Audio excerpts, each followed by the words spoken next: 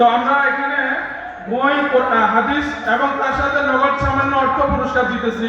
তো প্রথম পুরস্কার পাচ্ছেন মোহাম্মদ ইমরান হোসেন।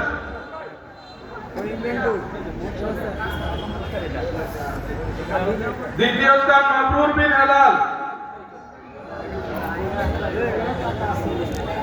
তৃতীয় স্থান জুবাইর হোসেন। চতুর্থ স্থান ইমাম হোসেন আরিফ।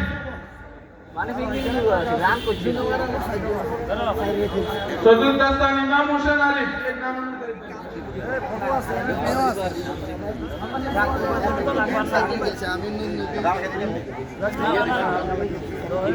উপস্থিতি আমরা শ্রমিক কল্যাণ শ্রমিক ভাইদের মাঝে এইভাবে বিভিন্ন সময় সহযোগিতা করে থাকি। রমজান আসতেছে, আমরা ইফতার সামগ্রী দেব।